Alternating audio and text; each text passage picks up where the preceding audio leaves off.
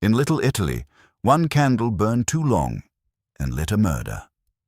Welcome to Marple Mysteries. I am your host, Harrington. Comment your city. I love hearing them. Wolfe follows the flame. If you know Nero Wolfe only by reputation, you might think his life consists entirely of three things: orchids, beer, and avoiding exertion. That's a pretty fair outline, but like every outline, it leaves out the spots where the ink smudges. The case of the candle from Little Italy was one of those smudges. It started as a drip of wax and ended with Wolfe having to admit, in public and on the record, that he cared. That Tuesday had begun the way Wolfe believes all days should begin, in strict obedience to his schedule and with as little participation from the outside world as possible.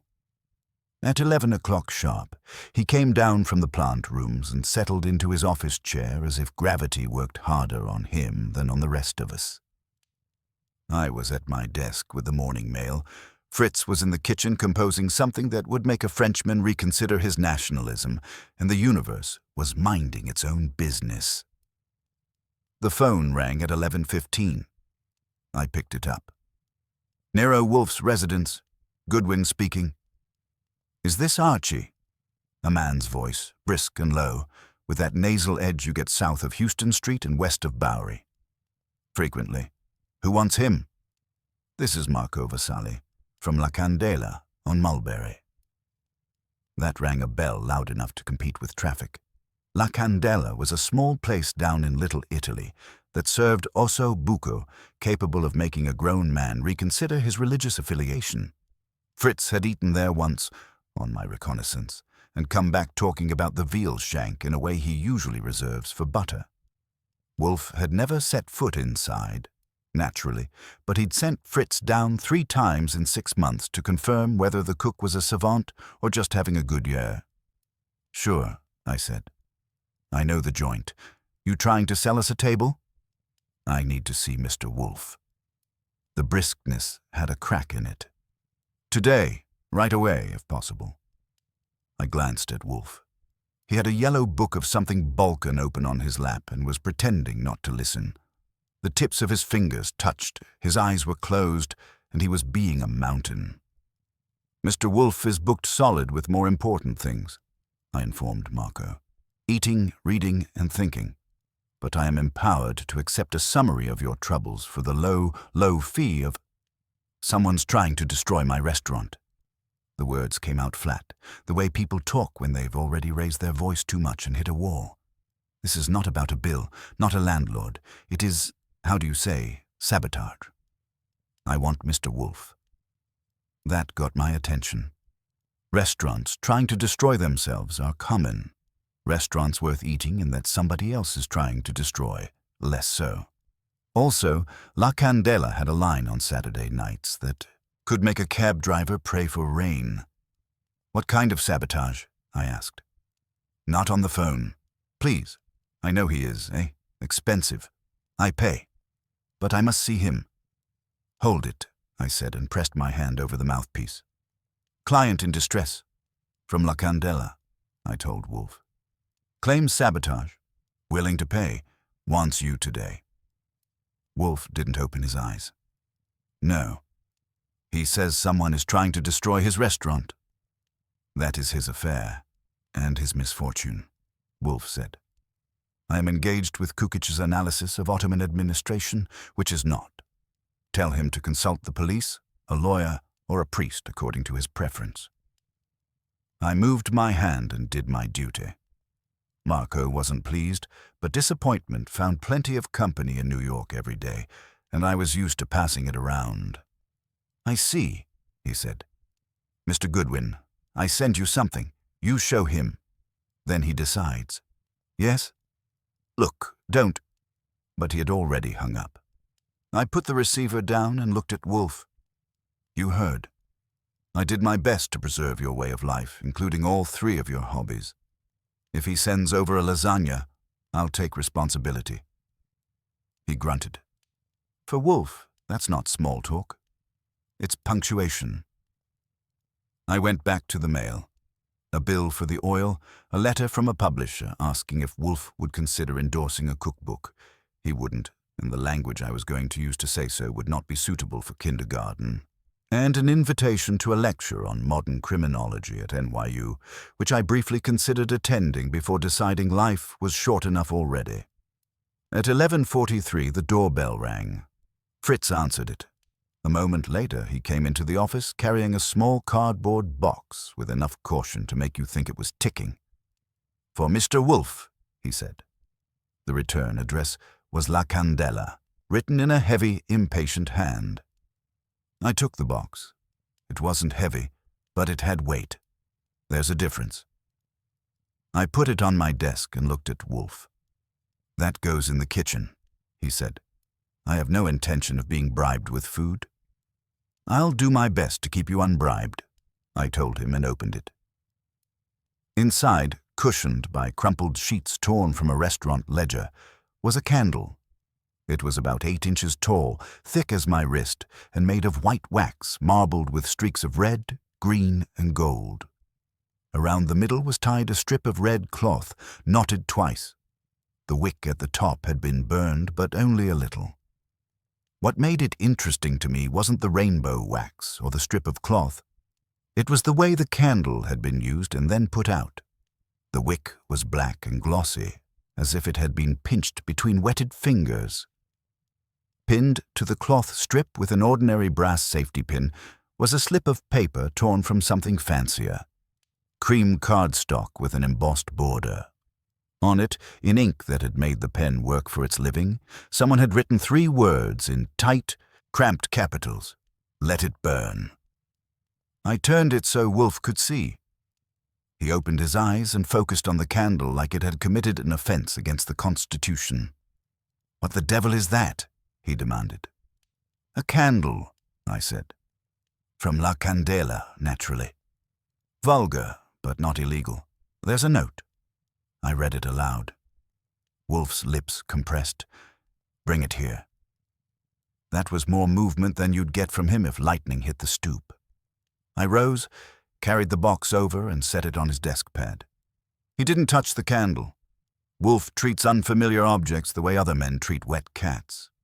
He leaned forward, watched it for a moment, then picked up the slip of paper between thumb and forefinger. "That's profound," I said. "I'll write it in the log. Anything else?" He ignored me. "La Candela," he repeated. "The candle. Ridiculous. A restaurant named after a stick of wax." "It's evocative," I argued. "The lighting is half the show. You know, shadows, romance, wine." "Pfui, I know what restaurants are." His gaze returned to the candle. This was lighted briefly, then extinguished by compression of the wick, not blown out. "Note the deformation at the tip." "I'm noting," I said obediently. "Also noting that the restaurant owner thinks somebody's trying to destroy him and sends us a half-burned candle with a note about letting things burn. If this is his idea of subtlety, I recommend we stick to police, lawyers, and priests." "Silence," Wolfe said.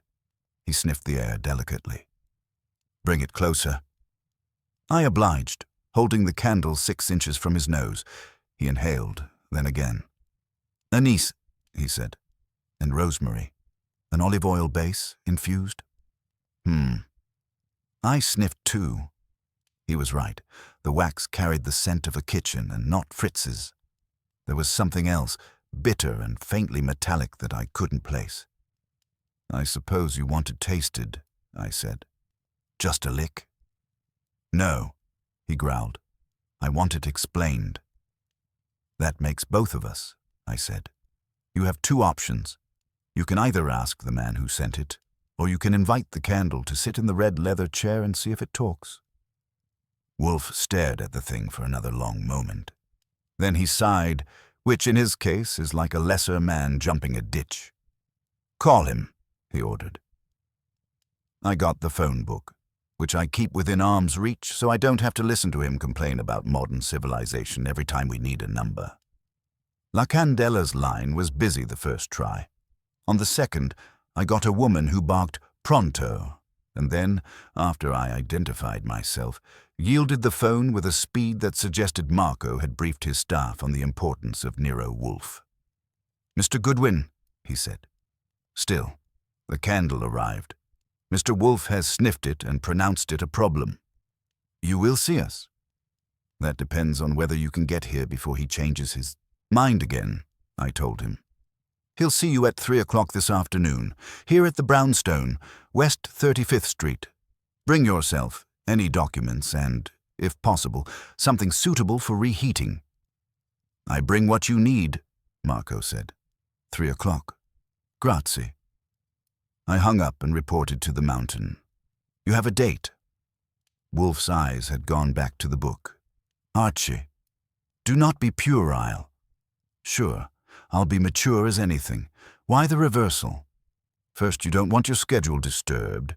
Then you're sniffing candles like a bloodhound and inviting restaurateurs over to tell their troubles. That's twice in one morning you've moved more than an eyebrow." He closed the book, which by itself was a confession that something under his skull had shifted.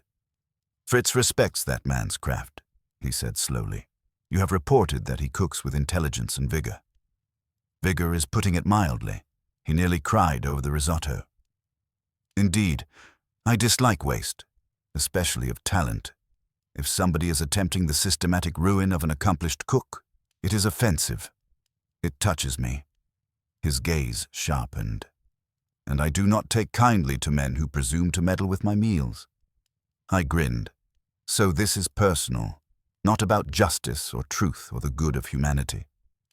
"Goodwin," he said, "if you continue to attribute such motives to me, I shall dismiss you for incompetence.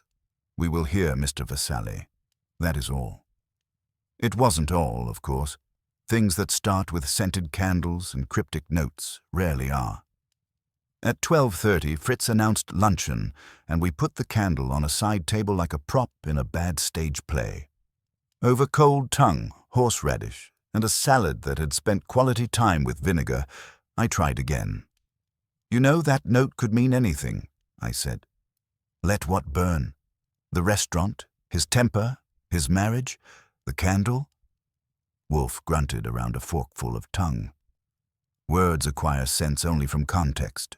We presently lack context." "We will have it at 3? "Presumably, if the man is not a fool." "Assume he's not. You think we're dealing with arson?" "I think nothing of the sort. Arson is noisy and crude. Sabotage can be much quieter." He dabbed his lips. "For example, a whisper to a health inspector, a rumor about spoiled meat, a misplaced accusation of theft among the waiters, a suggestion to a critic that the chef has grown complacent. Any of these could serve. I shall not speculate further until I have heard him." "Safer that way," I agreed. "You might get emotionally involved with the beurre blanc." He gave me a look that would have curdled cream. "You will inform Theodore that we shall not be disturbed at 3, he said. "No calls, no visitors, no inanities, and see that the office is in order. This," he flicked a glance at the candle, "offends my sense of decorum as well as my nose, but we'll keep it for reference. Under glass, in reach, but not where I must look at it." "That's a tall order," I said, and went to see about making the room worthy of receiving a man whose veal had changed Fritz's world view. By 2:50, the office was as presentable as a room that contains Nero Wolfe ever gets. The globe was dusted, the books aligned, and the red leather chairs spaced in their usual strategic arc in front of Wolfe's desk. The candle sat on the client table, not quite in the center, as if it had wandered in uninvited and been told to wait. At 3:01, the bell rang again. Fritz conducted Mr. Vassalli to us with the gravity of a maître d'escorting a favored critic. Marco Vassalli was shorter than I'd expected, with the kind of compact build you get from lifting heavy pots and shouting at sous chefs. He had black hair gone salt and pepper at the temples, a nose that had been broken at least once, and the dark, suspicious eyes of a man who has seen too many inspectors and not enough honest suppliers. He carried his white chef's jacket over one arm and had put on a dark suit that didn't fit him mentally, even if his shoulders had made their peace with it. He stopped 2 steps inside the office and looked straight at Wolfe. "Mr. Wolfe," he said. "Thank you." His accent walked a line between Naples and New York, but didn't stumble. Wolfe inclined his head just enough to prove he wasn't carved from stone. "Good afternoon, Mr. Vassalli. Sit down. This is my assistant, Archie Goodwin. He will record the salient details and, if we accept your case, perform the necessary errands." "Errands," I echoed. "Interviews, legwork, hand-holding, and keeping you supplied with beer." Marco barely glanced at me. His eyes had already found the candle on the table. When he saw it, the muscles in his jaw tightened. "So," he muttered, "he sent that." "Who?" Wolfe asked. "The man who wants to finish me." Marco reached, then stopped himself before he touched the candle. His fingers opened and closed. "I thought maybe you—" He shook his head. "No, you better hear the story from the beginning." "A sound principle," Wolfe agreed. "Start with your restaurant. How many years?" 11, Marco said.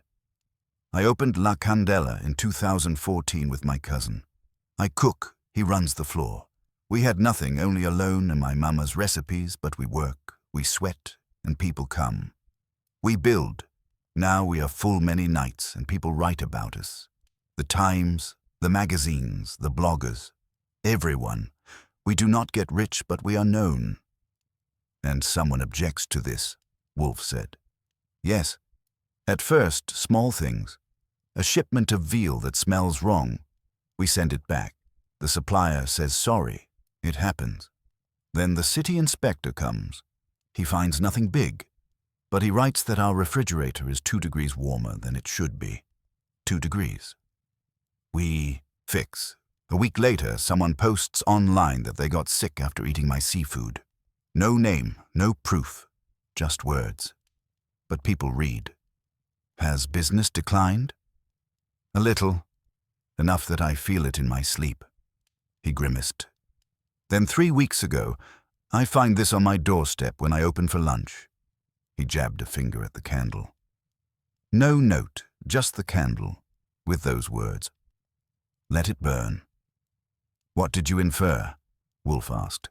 "That someone wants my place to catch fire, or my reputation." I thought, maybe a prank, but then the real trouble starts. "Define real trouble," I suggested. He turned to me, as if remembering I existed.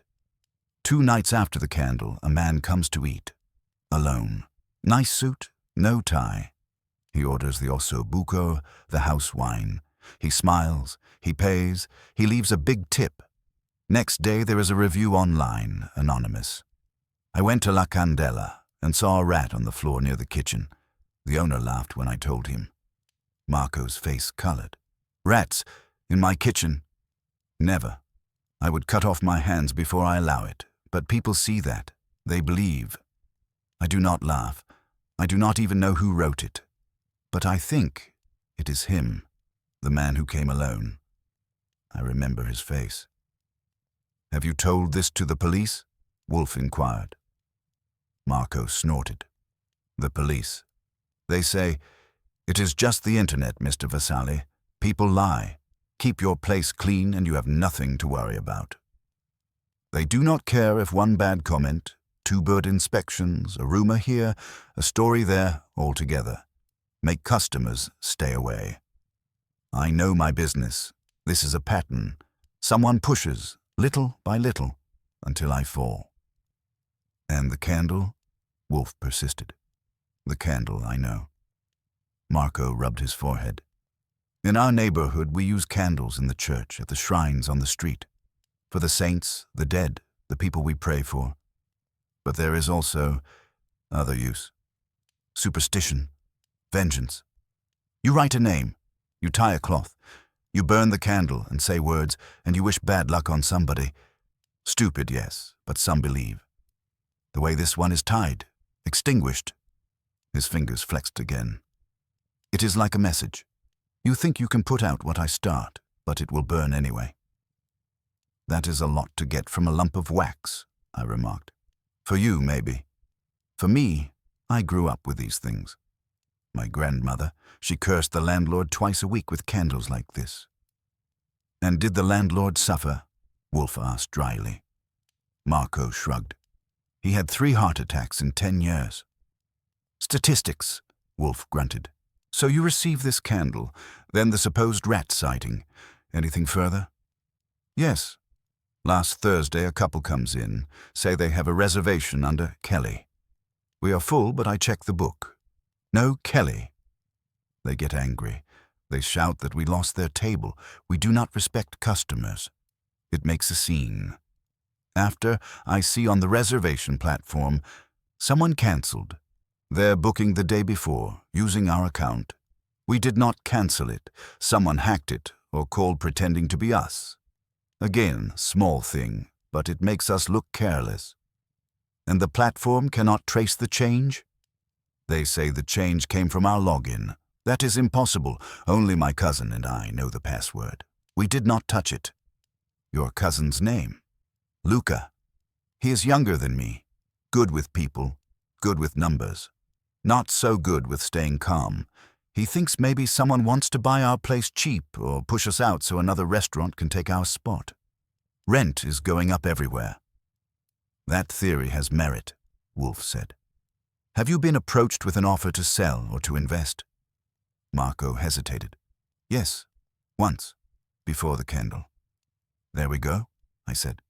Now we are getting heat. Who? Wolfe demanded.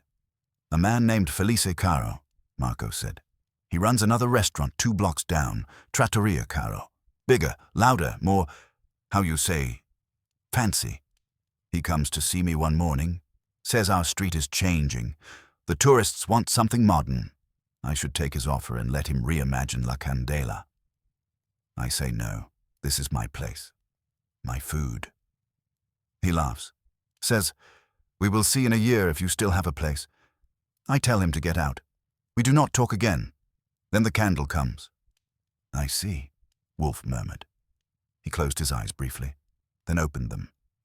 This man, Caro. Describe him. Tall, thin, dark hair, always in a perfect style like he just stepped out of a picture. Expensive clothes. He smiles too much with his mouth, not his eyes. His restaurant is always in the social pages. The bloggers, the influencers.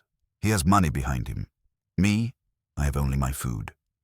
And your grandmother's candles, I put in. Marco shot me a look. I do not use candles for this. That's comforting, I said.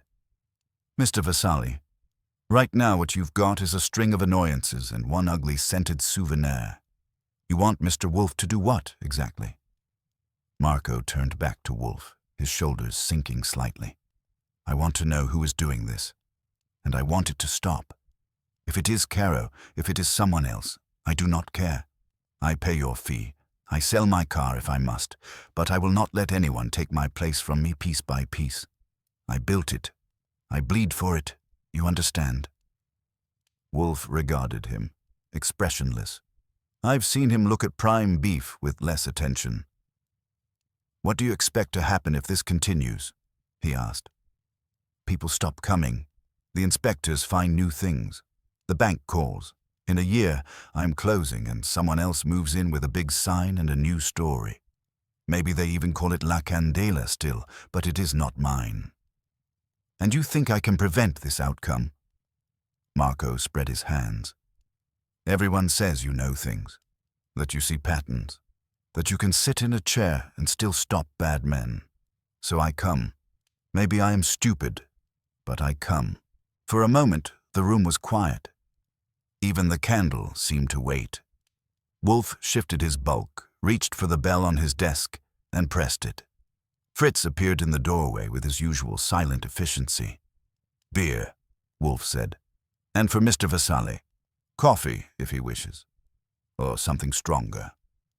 Coffee is good, Marco said. When Fritz had gone, Wolfe turned back to our guest. Mr. Vasali, he said. My fees are substantial. I do not haggle. If I take your case, you will pay a retainer of $2,000, plus expenses. The balance will be arranged upon completion, depending on the magnitude of the labor required. I will not guarantee an outcome. I will guarantee only that I will inquire to the utmost of my ability. Marco swallowed. I can pay the $2,000. That is not at issue. The question is whether I wish to involve myself. This matter concerns your livelihood and your pride. Those are significant. It also intrudes upon my own interest in your culinary competence. That weighs.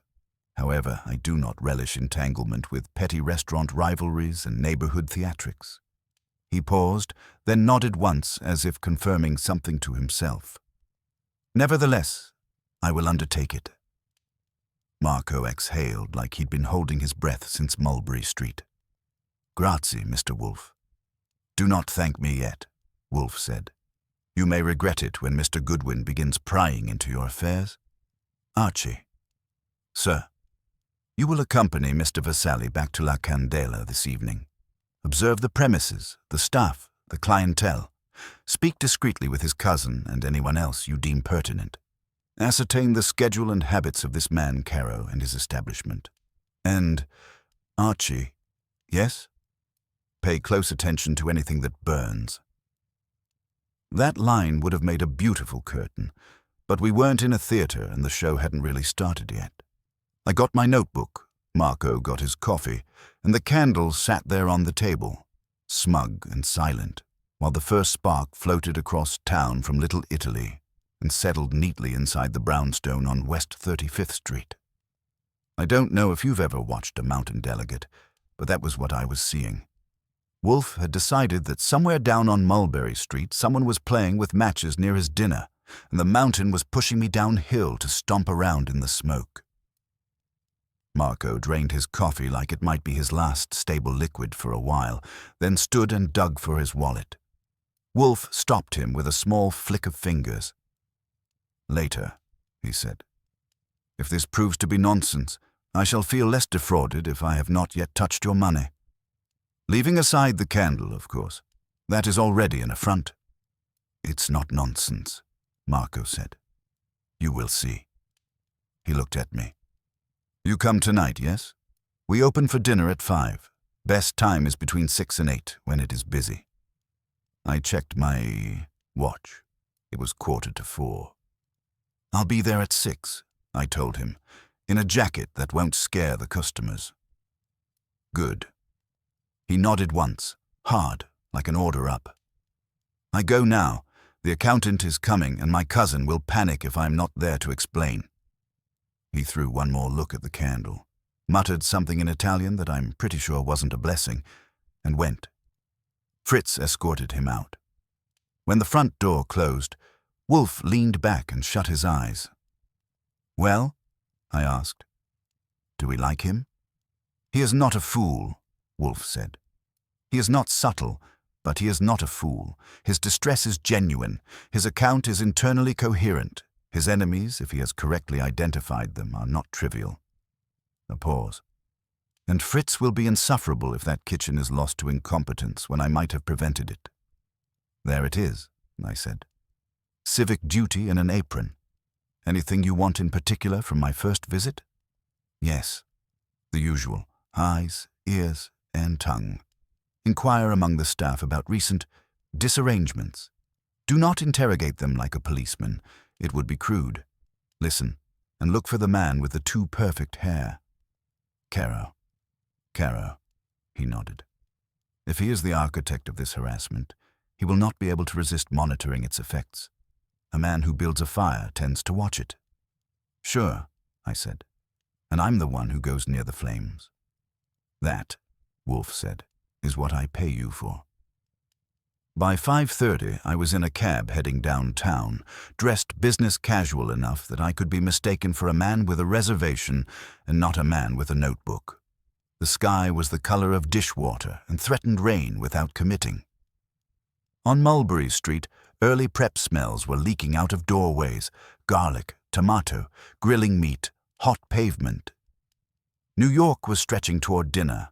La Candela was halfway down the block, a narrow front with a dark green awning and its name in discreet gold letters. No flamethrowers, no neon fork. Through the front window I could see white tablecloths, candles in glass cups, the normal kind, not the cursing variety, and a small bar with 3 high stools already occupied by people trying to convince themselves that a drink at 5:50 is still late afternoon. Inside, the host stand was manned by a guy in his 30s with curly brown hair, sharp cheekbones, and a tie that wanted to be looser than it was. He had the kind of quick eyes that add tips and stressed dents at the corners that subtract sleep. That had to be the cousin. "Buonasera," he said. "Table for Goodwin," I told him. "But I'm early, and I'm really here for business with Marco. He said he'd let you know." The moment I said Marco's name, the tension in his shoulders reassembled into something like relief. "Oh, you are Mr. Goodwin. Luca Vasali." He offered his hand over the little reservation book. His palm was dry, which was impressive for a man running a restaurant about to open. "Marco told me you're the one who keeps this place from exploding," I said. He undersold it. I've never seen anyone juggle a host stand and an ulcer that gracefully. He gave a short laugh that didn't stick. "It's easier when nobody is trying to kill us slowly. Come." He stepped out, gestured past the dining room. Marco is in the kitchen, shouting at the porcini. The place looked good. Too good, maybe, which was the problem. 8 tables on the left, 6 on the right, a row of framed black and white photos of Naples, Sicily, and various older Vasalis staring sternly at plates. A couple in their 20s in the corner were already halfway through a carafe of wine in the kind of conversation that suggests a fight later. The kitchen door swung open, and we walked into a wall of heat and motion. Stainless steel counters, 3 cooks lined up on the line, 1 skinny kid at the dish station making war on a mountain of pans, and Marco at the center like a conductor with a ladle. He saw me and finished dressing a plate before coming over. "You are early," he said, which in chef language means, "Something has gone wrong and I hope it's not you." "I like to meet the victims before the crime finishes," I said. "You run a tight operation." "It has to be tight," he replied. "When it is not, everything falls." He wiped his hands on a towel and lowered his voice. "You will eat, yes? It is easier to talk when you know what we are saving." "That's the most persuasive argument for justice I've heard in months," I said. "But before I start eating your assets, I'd like a quick tour and some introductions." He obliged. In 15 minutes, I had names to go with faces. Enzo on grill, whose forearms looked like he'd carried cows here personally. Marta on pasta, wiry and pale with eyes that had seen every kind of kitchen mood swing. The dish kid, Luis, too shy to make eye contact. 2 servers, Carla and Jim, both quick on their feet and quicker with side-eye when someone grabbed the wrong plate. Nobody looked like they were planning to help sink the ship they were rowing in, but you never know. Back at the host stand, Lucas showed me the reservation system. He pointed to the entry from the Kellys. "Here, you see? The log says the cancellation came from in-house yesterday at 3:30. That's when I was picking up wine and Marco was here yelling at the fish. Nobody else has the password. It makes no sense. Any chance your account access is something like Candela 123? I asked. He flushed. We changed it after that. It was simple before, yes. But why would anyone want to cancel one table and make a scene? If they hurt us, they will do it bigger. Maybe they're warming up, I said. How about inspectors? You had any surprise visits lately? At least one too many, he said grimly.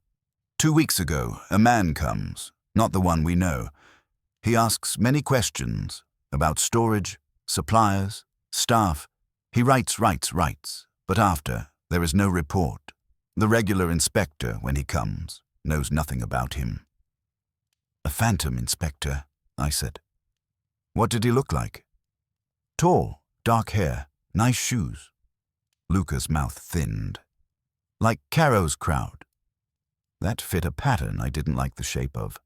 I filed it with the candle and the rat and the cancelled reservation in the drawer, labelled Professional Harassment.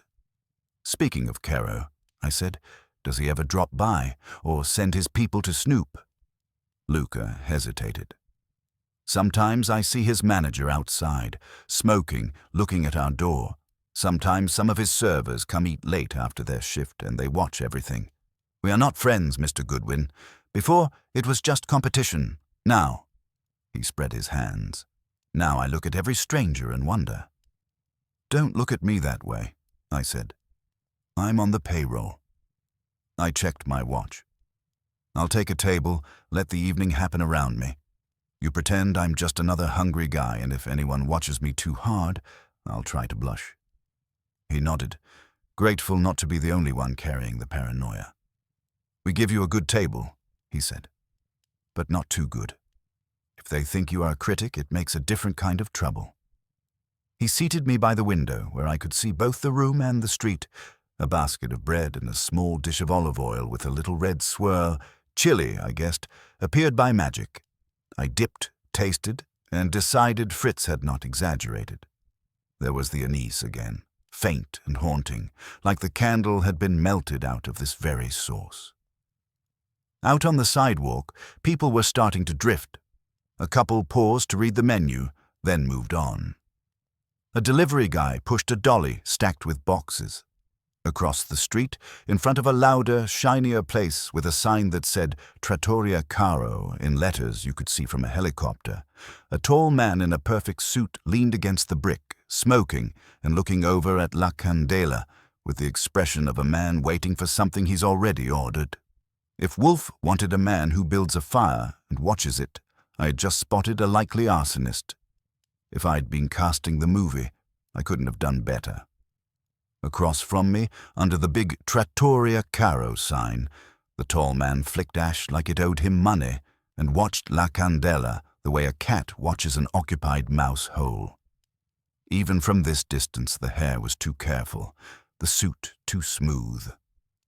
I took a good long look so I could give Wolfe the details without having to draw a picture.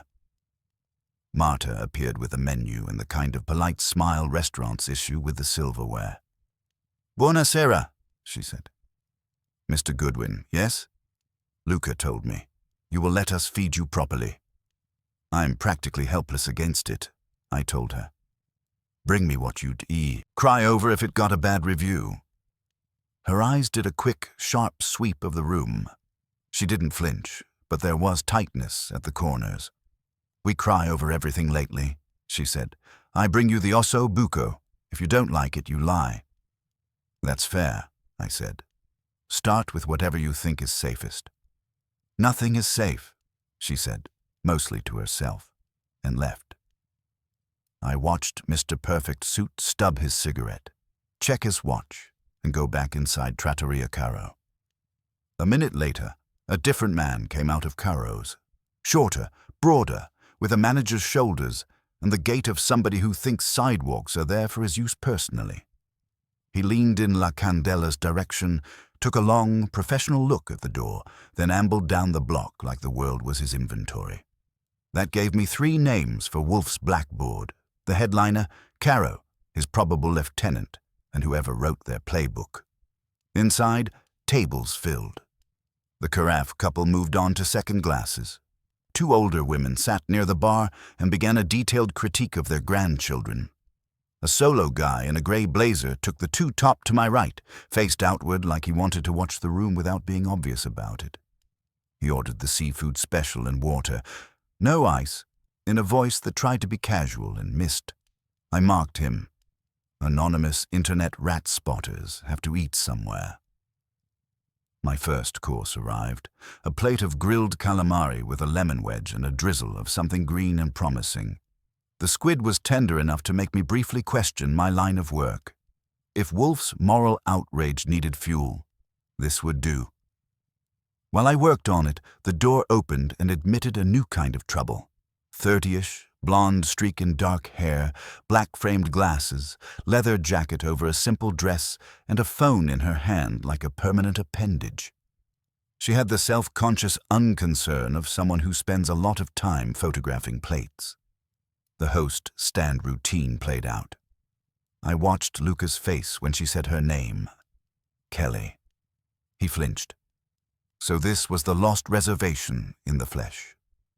She sat 2 tables over, dumped a notebook on the table, and started scanning the room with quick, evaluative eyes.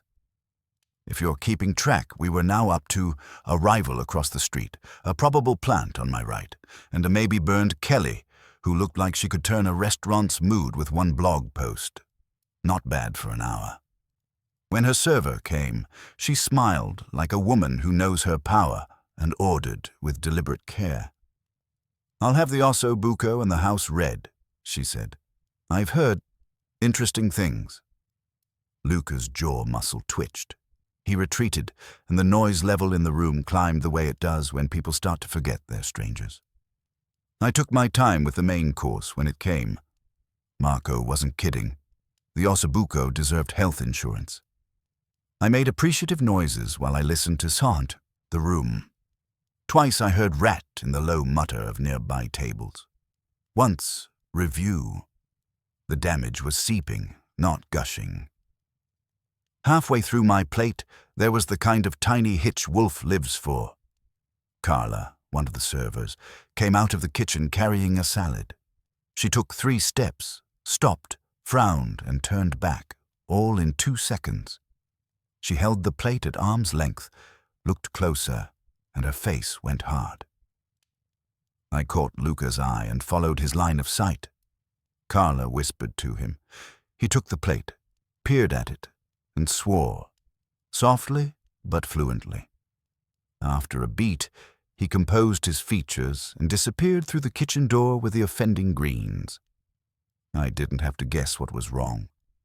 The table that was supposed to get that salad was 2 away from me, and the woman there had already leaned in and said, "Is that?" "Everything is fine," Carla told her, with a smile that should have gotten hazard pay. "The dressing wasn't right. I bring you a fresh one in 1 minute." When she passed my table, I said, sotto voce, "If your dressing has legs, I want to know about it." She gave me a sharp look. "It's nothing." Then lower, "After." So we were up to 4 suspects, whoever had introduced something unwelcome into the greens. 10 minutes later, with my plate a memory, Marta slid into the empty chair across from me without waiting for an invitation. She had 2 water glasses and a frown. "It was a roach," she said quietly, "on top of the salad, sitting there like he paid for a reservation." "Native-born or imported?" I asked.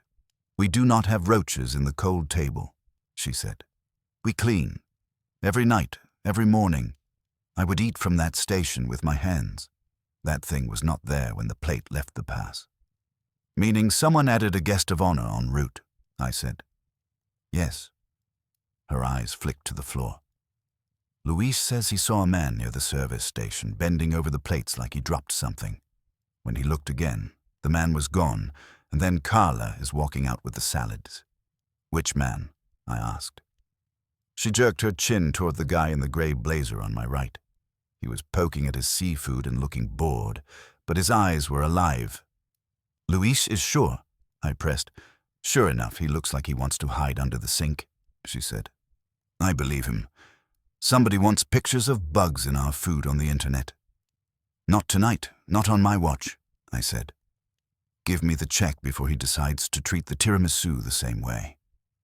She raised a brow. "You are leaving?" "In a bit.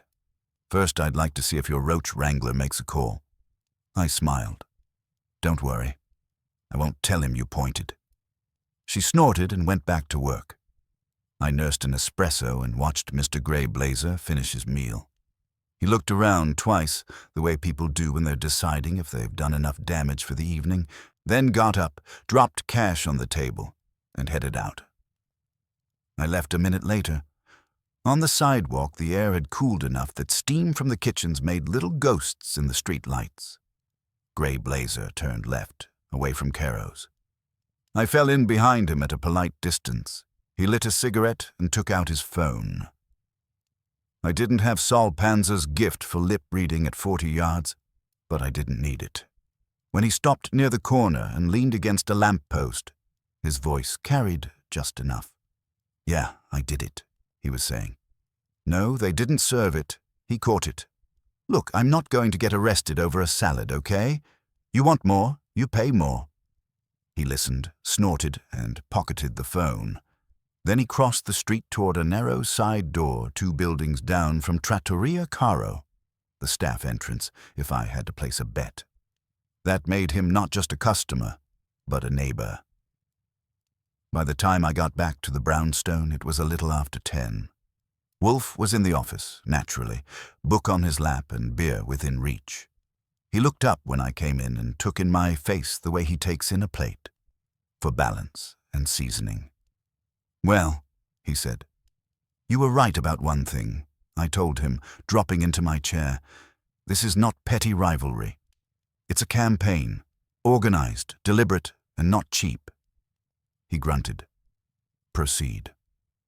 I did, from the perfect-haired watchman under the Trattoria Caro sign to the roach that didn't make its debut.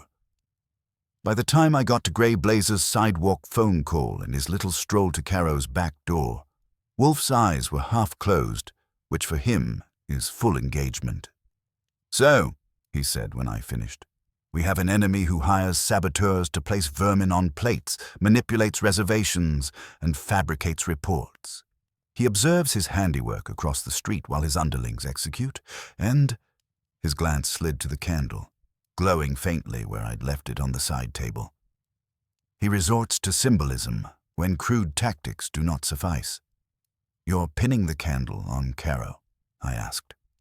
"I am not yet pinning anything," he said, "but the outline of the adversary is emerging." He reached for his notebook, the one that only comes out when he decides a matter has weight. That, in Wolfe's world, is the equivalent of drawing a sword. Wolfe opened the notebook, uncapped his pen, and wrote with the care of a man drafting a treaty. La Candela, sabotage. Underneath he put Vasily, Marco, chef, owner. Luca, cousin, MJR. Caro, Felici, possible prime mover. Then he set the pen down and looked at me. "The man in the grey blazer. Did he see you?" "Not as anything but another paying mouth," I said. "If he recognized me as attached to you, he deserves a raise." "Describe him," Wolfe ordered. I did. Late 30s, office tan complexion, hair that had surrendered early, a nose that had done time in a fight, hands that flicked ash, and phones with the speed of habit. He'd had the kind of urban camouflage face that blends into any crowd, which made him more interesting, not less. "A hireling," Wolfe concluded. "A man who rents his conscience in half-hour increments. It is unlikely that he conceived this campaign, but he executes parts of it." "And you think the director is Caro?" I said. "I think," Wolfe replied, "that the man across the street who watches his rival's door and maintains a glossy public image while his neighbor is smeared with vermin is either culpable or criminally indifferent. In either case, he bears watching." "I was planning on it," I said. "There's also Kelly, the previously cancelled reservation, now manifested with notebook and glasses. She looked like a food writer and acted like the word interesting is a loaded gun." "You did not speak with her?" "No. I thought I'd save some conversational charm for a context where I wasn't trying to keep roaches off the romaine. But she's on my list." "Good," Wolfe said. "Tomorrow you will pay a call on Mr. Caro's establishment as a patron, note its arrangements, and, if possible, identify your grey-blazered saboteur in his native habitat. After that, you will contrive an interview with this Kelly woman. A reviewer with an unresolved grievance can be a fulcrum if applied with finesse." He reached for his beer and took a long, meditative swallow. "Meanwhile, we must consider the candle." "That little sweetheart," I said. "I was hoping you'd forgotten." "I forget nothing," he snapped. "The candle is not merely a message. It is also an intrusion of another kind. Symbolic, yes, but theatrical. It suggests that our adversary, or someone in his orbit, is comfortable with superstition, menace, or the appearance of it. It may not be Caro. It may be a subordinate with his own ideas of drama. We shall keep it visible but untouched. It may provoke. Provoke what? Carelessness, Wolfe said. Men who have gone to such trouble to attack indirectly may one day be tempted to confirm, to crow, or to test. If word has reached them that Marco has consulted me, they will be curious as to the result.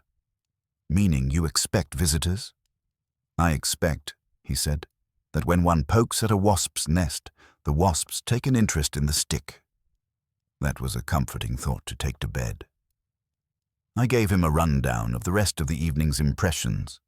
Luca's harassed efficiency, Marta's simmering anger, Luis's tremble when the roach came up, the way conversation in the room had shifted after that near miss. Wolfe asked 3 questions about Luis and 7 about Luca's temperament and money sense. When he was satisfied, he dismissed me with a grunt. By the time I hit my room, it was 11. I filed my notes, hung up my jacket, and spent 5 minutes contemplating life in a world where people were willing to pay good money to ruin good food. Then I turned out the light. The next morning was standard issue. Orchids for Wolfe from 9 to 11, coffee for Archie, breakfast that made you consider forgiving humanity, and the mail which did not include any more symbolic waxwork, thank God. At 11 on the dot, Wolfe descended and settled in his chair. The candle sat on the side table like a guest nobody had invited twice. At 11:15, the phone rang. I had a moment of déjà vu. Nero Wolfe's residence, I said. Goodwin speaking. It's me, Marco's voice said. He sounded like he'd slept in a walk-in refrigerator. I do not want to disturb, but something happened last night, after you left. I'm listening, I told him. Wolfe's eyes came open. He extended a hand. I hit the speaker button and set the receiver down on the desk. What kind of something? Wolfe asked. Mr. Wolfe, after 10, we close the doors. I send most of the staff home. I stay to finish the count with Luca, and Luis is still there, cleaning. When I go back into the kitchen for my jacket, I see the back door is not locked. I swear I locked it earlier. I shout at Luis. He says he did not touch it. Maybe I make a mistake, I think. I close it, lock it. Then, this morning, when I opened for prep, the pantry, he stopped. You could hear him swallowing whatever word he'd started. The pantry what? Wolfe prompted. 4 sacks of flour, Marco said slowly, are slit open from top to bottom. The flour is everywhere. On the shelves, the floor, the potatoes. Like someone take a knife and cut them as a joke. Only not a joke, because we cannot serve anything from there until we clean, and I must throw away half my dry storage. It costs money, time, and we must open late. Customers see the sign on the door, opening delayed, and they walk away. That was not a rat, I remarked. No, Marco said bitterly. Rats eat. This is just spite. Has anyone other than you, Luca, and Luis keys to the back door? Wolfe asked. No. The landlord has one for emergencies, but he is in Florida this week, I know. And he does not care about flour. He cares about rent. You are sure the door was locked initially? Marco exhaled. Sure. I think yes. I always lock it when the last delivery is done. But last night was crazy with that thing on the salad, and the big table that did not tip, and the machine for the cards that stops twice. Maybe I forget. Maybe not. I don't know anymore. Wolfe's eyes narrowed. You should change your locks regardless, but the more salient fact is the timing. This follows close upon last night's attempted roach exhibition. It is escalation. They are impatient. I don't care what they are, Marco said. I just know I'm losing money every day. Mr. Wolfe, I need you to do something, not just think. You impugn my method? Wolfe said, calmly. I am not offended, only reminded of your desperation. Mr. Vasali, I assure you, thinking is doing. But to soothe you, today Mr. Goodwin will investigate Mr. Caro's establishment and the connections of the man in the grey blazer. We will begin to identify those who act against you by name and occupation. Once we know them, we will choose how best to—" He pursed his lips. "Discourage them." "Good," Marco said. "Because if this continues, I don't know what I will do, and when a man does not know, he does stupid things." "That," Wolfe said, "is what we must prevent. For now, document the damage. Photographs, receipts, invoices. Keep a record of every incident, no matter how minor. It may be useful." Marco muttered agreement, promised to call if anything else erupted, and hung up. I replaced the receiver. Wolfe was studying the candle again, his heavy brows drawn together. "You're getting fond of that thing," I said. "Shall I buy it a saucer?" "Bah." He jerked his gaze away. "Do not be asinine. The campaign has progressed to physical intrusion. That suggests a higher degree of confidence and familiarity with the premises. The man with the grey blazer may have had assistance from inside, or he may have acquired a key impressions, or our villain is a locksmith with a grudge," I put in. "Unlikely," Wolfe said. "You will, in addition to your planned errands, inquire about tradesmen who have had access to La Candella's back entrance in the last month. Locksmiths, repairmen, inspectors, anyone. Names, dates, attitudes." "My day is filling up nicely," I said. "First Caro, then Kelly, then the key men of Little Italy. Anything else?" "Yes." He pushed his chair back a fraction of an inch, which in his world counts as pacing. "When you have done those things, we will need a pair of eyes with more reach and elasticity than yours. I believe it is time to engage Mr. Panza." That made it official.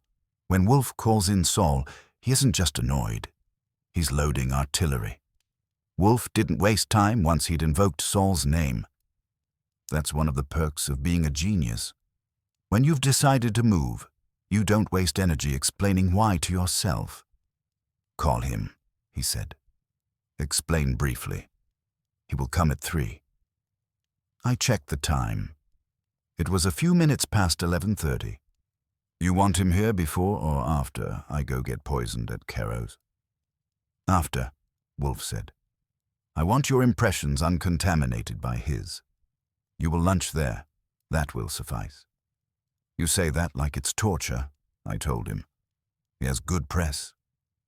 "So does cyanide in certain circles," Wolfe said. "Go." I went. An hour later, I was walking into Trattoria Caro under letters large enough to claim airspace rights. Where La Candela was all understatement and warm shadows, Caro's joint was brightness, white tile, and chrome. It had the personality of a showroom with food. A hostess in black with a practiced smile intercepted me. "Table for one?" she asked. "For now," I said. "Name's Goodwin. I heard you can show a man how the other half eats." She didn't need to know which half. She led me to a table with a nice view of the room but no view of the kitchen. That told me something about priorities. The crowd was smaller than I'd expected. 3 twosomes, 1 foursome of businessmen that looked like they'd expense anything that didn't jump out of the pan, and a solo dame at the bar nursing a cocktail in a pair of very high heels. No grey blazer in evidence. The perfect suit from last night wasn't around either. Staff were uniforms from a catalogue. Slim black shirts, slim black pants, slim smiles. They moved well, but without that kitchen-born urgency I'd seen at La Candela. This place believed in presentation and profit. The rest was garnish. A waiter slid a menu in front of me and delivered the specials in a tone that suggested they were giving them away out of kindness. I ordered the lunch prefix, resisting an urge to ask if it came with sabotage on the side, and settled in to watch. The food, when it came, was perfectly competent. That's the worst thing I can say about it. The pasta was al dente because they'd trained someone to use a timer, not because anyone loved it. I've eaten worse in fancier dining rooms, but I've also eaten better out of Fritz's refrigerator in my socks.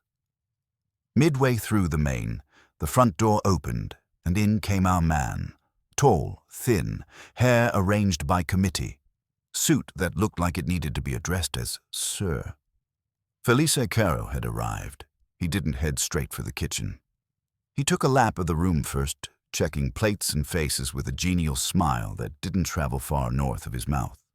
When his gaze swept past me, I was busy looking like someone considering dessert and the meaning of life. He didn't pause, which was fine with me. Behind him, sliding in with less display, came gray blazer, now upgraded to navy suit and tie. He fell into step just behind Caro's shoulder. They looked like two different species forced to share a habitat. Caro a show dog, his man a street mutt who'd learned to heel when necessary and bite when allowed. They disappeared through a door marked private near the bar. That was my cue for a bathroom break. The restrooms were down a corridor that also served as staging ground for staff, mop buckets, and conversations people didn't want customers hearing. Halfway down, a side door stood slightly ajar with the easy carelessness of habit. On the other side, voices. "Told you, no more bugs," Gray Blazer was saying. "The kid nearly saw me. You want that kind of heat?" Caro's voice came back smooth and annoyed. "I want results, Peter. I'm paying you to give them indigestion, not yourself. If they can't open on time because of a little flour, that's fine. Just don't get caught playing with their groceries." "You want slower? You say slower," Peter said. "But if you want them gone in 6 months, this is how you do it. You keep hitting until something breaks." "And until then," Caro murmured, "we look like gentlemen. Understood?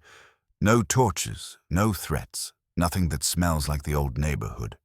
I'm not going to jail because you got nostalgic." I shifted my weight just enough to justify my presence in the hall if anyone checked, found the restroom door handle, and made sure it clicked. That covered me for half of a discovery. The other half was getting back to Wolfe with it. By the time I came out, the private door was closed, and the corridor was empty except for a busboy pushing a cart. The world had gone back to normal, if you call organized harassment normal. I finished my meal for the sake of appearance and asked for the check. The waiter brought it with a smile that had been focus grouped. I signed, tipped modestly, and took a last look around. As I reached the door, someone called my name. "Mr. Goodwin." I turned. The solo dame from the bar had swiveled on her stool. Up close, she was early 30s.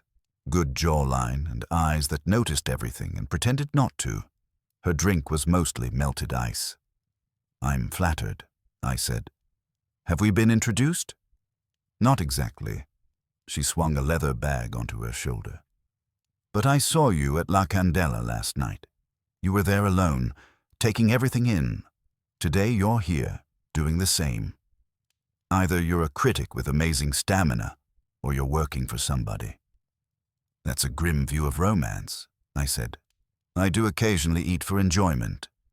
"Sure," she said. "And I occasionally write about anything but food." She stuck out her hand. "Nora Kelly." That made a tidy circle. "Ah," I said. "The ghost of reservations passed." Her mouth quirked. "So Marco's been talking about me." "Only as an abstract catastrophe," I told her. "He didn't mention you had a face." "Critics aren't supposed to have faces," she said. "Just stars and influence." She studied me. "You're not police. You move wrong for a cop. And you don't look like a health inspector. You've got better shoes." "My compliments to your observational skills," I said. "Let's say I'm a concerned citizen." "Concerned about who?" she asked. "Because from where I'm sitting, there's only one feud worth watching on this block."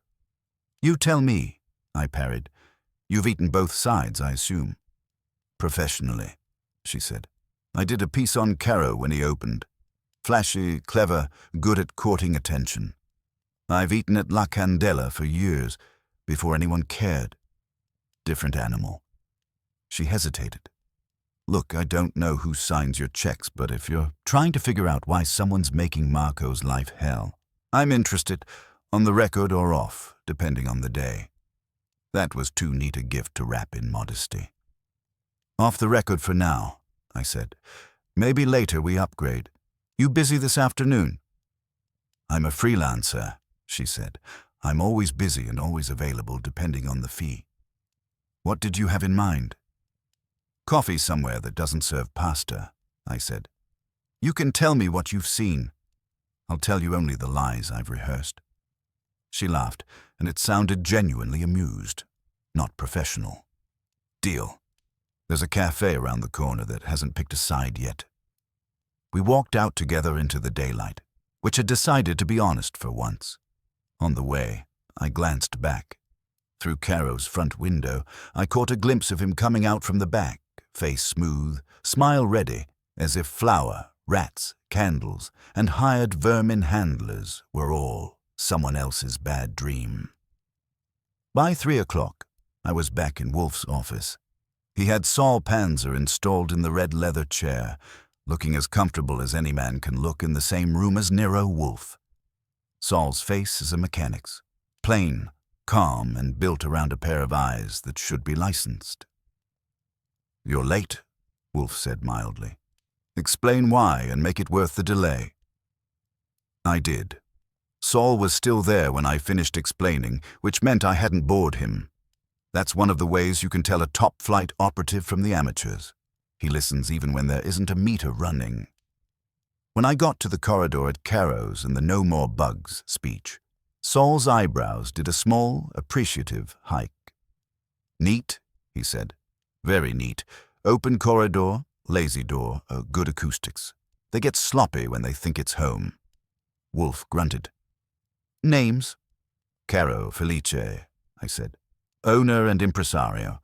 The man in grey, now navy, is Peter, according to Caro. No last name overheard, but he has a key to the back and forth between sabotage and lunch." "We'll remedy the lack of a surname," Saul said. "I know a couple of bartenders who know a couple of Peters. Give me a face and a voice, and I'll get you a driver's license." "I also picked up Nora Kelly," I added. "Food writer with a memory for meals and a low tolerance for injustice. She knows both restaurants, isn't fond of Caro, and has seen more of the pattern than Marco has. She's been getting anonymous tips whenever something goes wrong at La Candela. Rats, rumors, the works. Someone wants her watching." "Of course," Wolfe said. "Without an audience, theatre fails. Did she say whether she intends to write about this farce?" "She's tempted," I said, "but she's also cautious. To go to print, she'd need proof that Caro is orchestrating it, not just enjoying the show. Right now it's hunch and coincidence. She's not you." "Few are," Wolfe murmured, without false modesty. We brought Saul up to speed on the flower massacre and the unlocked door. He listened without interruption, then nodded once. "All right," he said. "You want me on Peter and Caro both, or you want me to pick the more interesting one?" "You'll begin with Peter," Wolfe said. "The operative, not the impresario. Men like Caro rarely handle filth directly. They contract it. Identify Peter, his surname, his residence, his associates, his habits. In particular, discover whether he has regular business with locksmiths, inspectors, or online reputation services." Saul smiled faintly. "You're thinking one-stop sabotage shop?"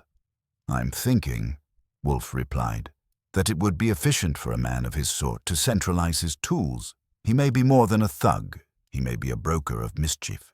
If so, he will be careful, but not invulnerable. You will also ascertain any connections between him and city agencies relevant to restaurants, health, fire, building." "That'll take some shoe leather," Saul said comfortably. "I'll start tonight." "What about Caro himself?" "Leave him for now," Wolfe said. "Though if he ventures into your path, observe him. I suspect he's vain. Vanity makes for leaks." Saul got up. "I'll call in if anything urgent happens. Otherwise, I'll report tomorrow." He nodded at me. "Try not to eat anywhere explosive until then." "That rules out your neighborhood," I told him, and saw him out. When I came back to the office, Wolfe was studying the candle again. It hadn't improved. "Do you ever get tired of glaring at that thing?" I asked. It's not going to melt out of guilt," He made a face. It is an intrusion, and I do not like intrusions in my house. He shifted his gaze. Speaking of which, where have you put your notebook? In my desk, I said. Where it belongs. Get it, he said. I wish to review your notes on last night's clientele at La Candela, particularly your description of the man across the street. That was reasonable enough. I went to my desk, opened the middle drawer, and reached in for the notebook I'd dropped there when I came in. My hand hit wood. For a second I thought I'd misremembered which drawer. I checked the top, then the side, then the bottom. A spare revolver, some old case files, a deck of cards I'd confiscated from a man with more ambition than skill. Everything was where it should be. Everything except my notebook. Lose something? Wolfe asked. Only my mind, I said. And my notes. They're not here. He watched me check again, which was charitable of him, since watching a man open the same drawer 3 times rarely yields fresh entertainment. You're certain you put it there? He asked. Positive, I said. I came in, hung up my jacket, dropped the notebook in the middle drawer, and went straight to you. That was before Saul arrived. Nobody else has been in here. Fritz dusted while you were out, Wolfe said. But he does not open your desk. I would stake my comfort on that. So unless the notebook grew legs and went to sell itself to a publisher, somebody opened my drawer and took it, I said. In this room, in this house. Yes, Wolfe said softly. It appears our adversary has taken a further liberty. I looked around, suddenly aware of every angle. You're saying somebody got in here, into the brownstone, and walked out with a notebook full of my charming prose. And the details of your observations, Wolfe added. Clients, names, times, descriptions? Yes. That's insane, I said. Who? How? Fritz would notice a marching band. Theodore would call the police if an orchid dropped a leaf, and you'd hear a burglar breathe. Not necessarily, Wolfe said. If the visitor arrived under some pretext at a time when you were occupied and I was not present and spoke with Fritz at the door. He let it hang. I filled it in. A messenger, I said. A fake delivery or a note for me. Fritz lets him in. He's directed here. Fritz returns to the kitchen, and our friend takes 30 seconds to go shopping in my desk.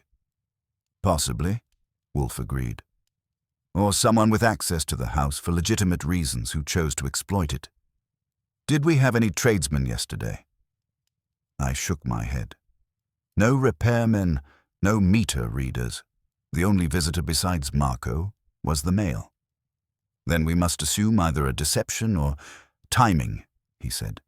You left the office at what hour to depart for La Candela? A little after 5, I said. You were here. Fritz was starting dinner. Doorbell never rang. Nonetheless, Wolfe said, your notebook is gone and... He turned his head, narrowed his eyes at the side table. Archie. Yes? Did you move the candle? I followed his gaze. The candle sat where it had on the side table, except it didn't. It was 3 inches closer to the edge than I remembered, and the red cloth strip around its middle had been retied, the knot reversed, the ends uneven. I didn't touch it, I said. And I don't let my souvenirs play musical chairs. Then someone else did, Wolfe said. His voice had gone flat and heavy. The sanctity of this room has been violated twice. In symbol and in fact, our adversary has reached into my house. That is intolerable. For you and me both, I said. You think it's the same hand that's kneading flour and sprinkling roaches? Indubitably the same mind, he said. The hand may be a different hireling, but the mind is becoming overbold.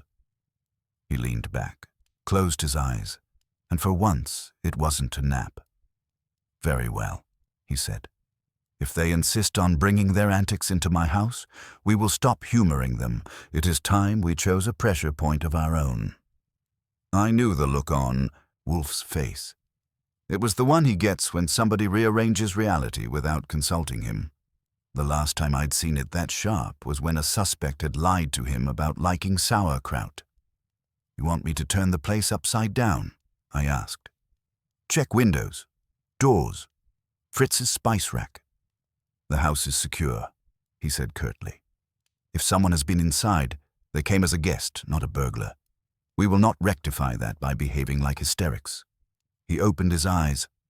"We will respond by making their liberty costly." "Costly? How?" "First," he said, "we reconstitute what we can of your notes. You have a brain. Use it. Write what you recall. Do not embellish. After that, we will consider whom the missing notebook benefits most immediately." "That's easy," I said. "Caro, through Peter. They get a list of names, times, impressions. They see who's talking to us, who might talk, and what we know." "Precisely," Wolfe said. "They will deduce that we are aware of the planted roach, of the altered reservation, of the flower vandalism, and of the pattern connecting them. It may cause them to accelerate, to retreat, or to shift tactics. In any case, it will discompose them." "Not as much as it discomposes me," I said. "That notebook had details I didn't bother to keep in my head. Now Saul has to work without them." Wolfe made a small noise. "Saul memorizes. He will be fine. The more interesting question is how they knew the notebook existed and where it was kept. You do not routinely display it in public." "No," I agreed, "but Nora saw me jotting at La Candela. Gray Blazer might have noticed. Anyone paying attention could guess I write things down, and if they followed me home—" He cut in. "If they followed you home, their presumption is more offensive than I thought. Regardless, we proceed. Call Mr. Panzer. Inform him of the theft and the adjustment to the candle. He will incorporate it into his model of our opponent's nerve." I dialed Saul. When I told him someone had lifted my notes under Wolfe's roof, he whistled. "That's gutsy," he said. "Or dumb. Maybe both. I'll ask around, see if anybody's been bragging about taking a souvenir from 35th Street. Meanwhile, I got a last name for your Peter. Malloy. Peter Malloy. Couple of minor priors. Fraud, attempted bribery of a city employee. Nothing that stuck hard." "Lovely," I said. "Our man's resume matches the decor." "Working on where he sleeps and who he drinks with," Saul said. "I'll be in touch." When I hung up, Wolfe was waiting. "Well?" "Malloy," I said. "Peter Malloy, lightly seasoned with fraud. Saul's still baking the rest." "Good." Wolfe steepled his fingers. "Malloy's record confirms the type. A facilitator. That will matter when we address him." "We're addressing him?" I asked. "In person?" "In due course," Wolfe said.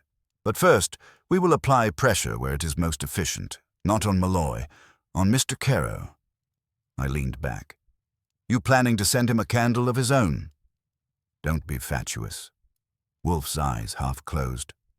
"We have, thanks to your industry, 3 potential fulcrums. 1, Nora Kelly, who holds ink and audience. 2, the landlord of La Candela, who would be unhappy to see his property embroiled in litigation or scandal. 3, the city agencies whose names Malloy abuses.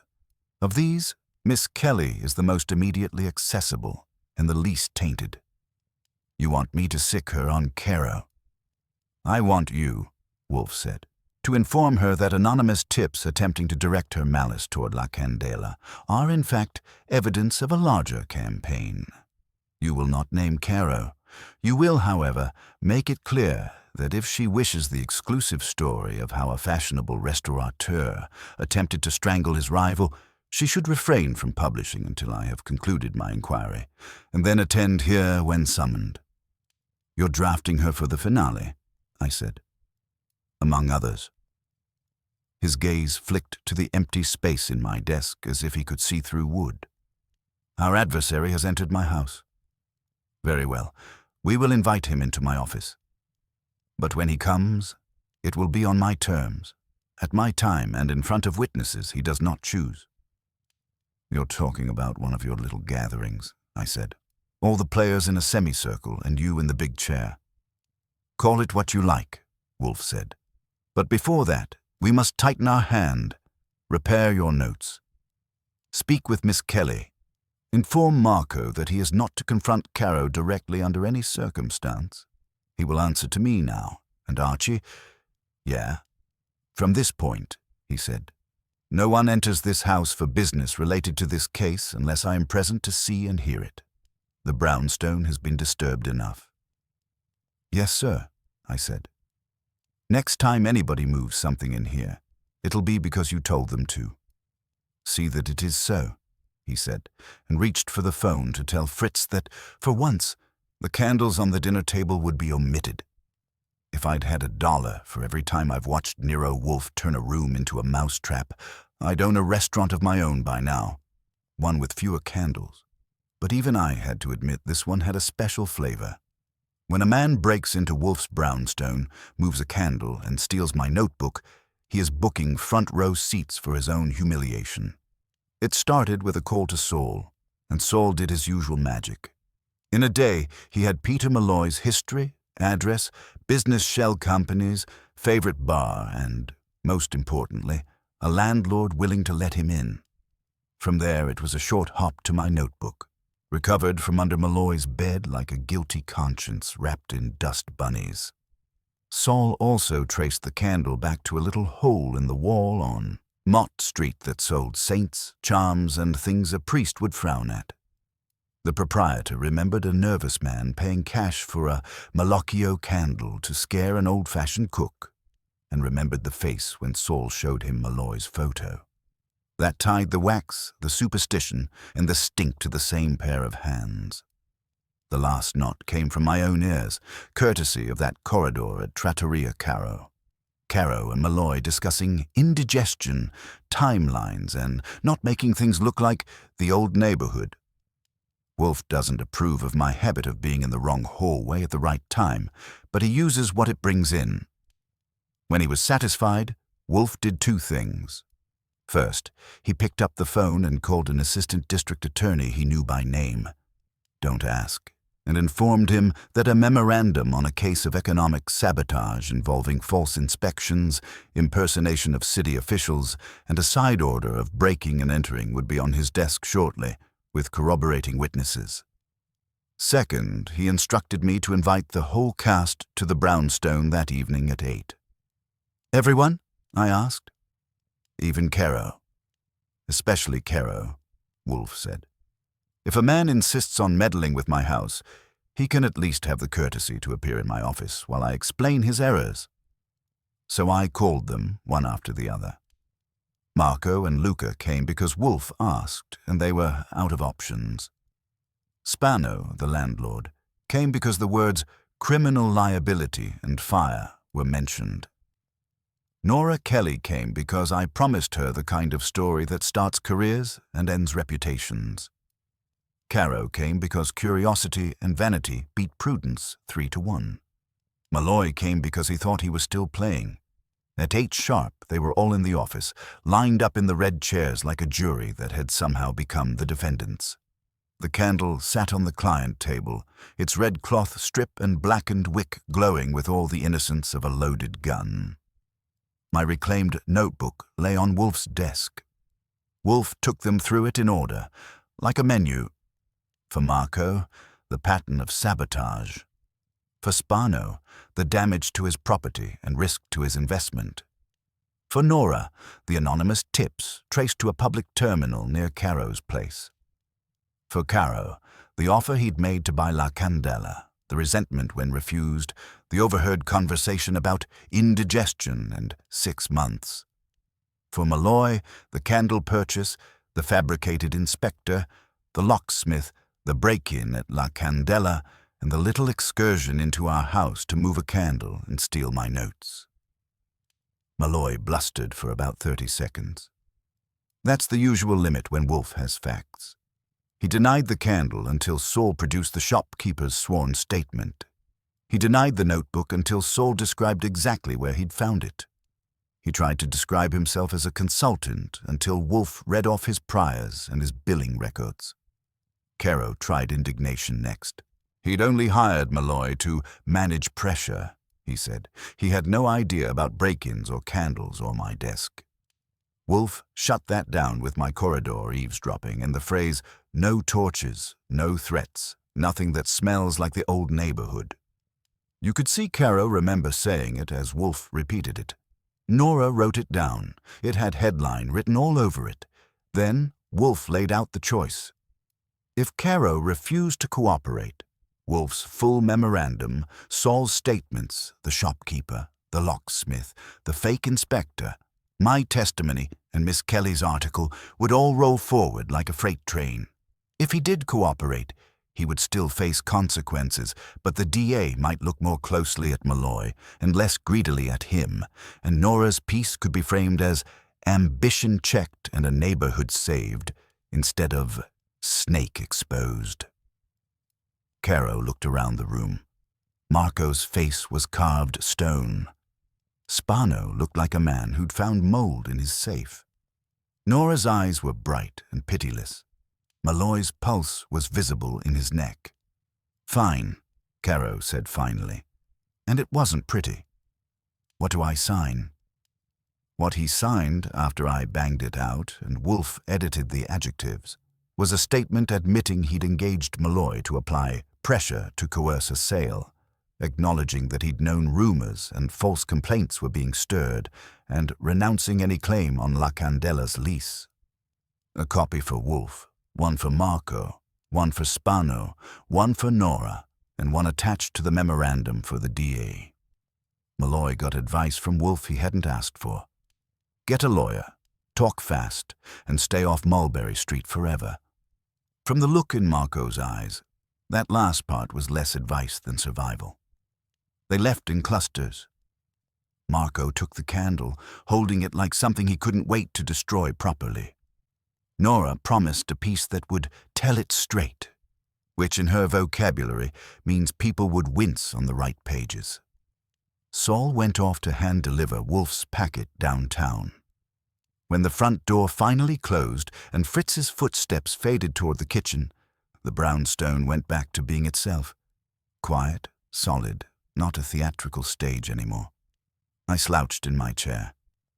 "Well," I said, "no bodies, but I'd say you've earned your fee. And Mulberry Street gets to keep its osso buco." Wolfe snorted. "This was uglier than murder," he said. "A man's work is his life. To corrode it from the edges with lies and petty vandalism. Fooey. Men like Caro mistake appetite for acquisition. They think wanting something entitles them to it." "Miss Kelly will put that in prettier words," I said. "Perhaps." He reached for his beer. "Appetite is not greed, Archie. It is the capacity to savor. A man who ruins what he hopes to inherit has neither." He drank, set the glass down, and closed his eyes in the way that means his brain has finished with one thing and is ready for orchids and stew. I stood, heading for the hall. "Anything else?" I asked. "Yes," he said without opening his eyes. "You will rewrite your notes, from memory this time, and keep them where only an idiot with a warrant can find them." "Right," I said. "From now on, nobody steals my notebook without a court order." "And Archie?" "Yeah?" "Your work on this case," he said grudgingly, "was satisfactory." I grinned. "Careful. You'll get a reputation." "I have one," he said. "Now go away. Fritz is bringing dinner, and for once I intend to eat without thinking of candles." I went. Somewhere downtown, a DA was opening a thick envelope, a freelance fixer was pricing bus tickets out of town, and a food writer was sharpening her adjectives. Up on 35th Street, the brownstone was whole again. The candle was gone, and Nero Wolfe was exactly where he wanted to be. In his chair, in control, and thinking about the next meal instead of the next fire.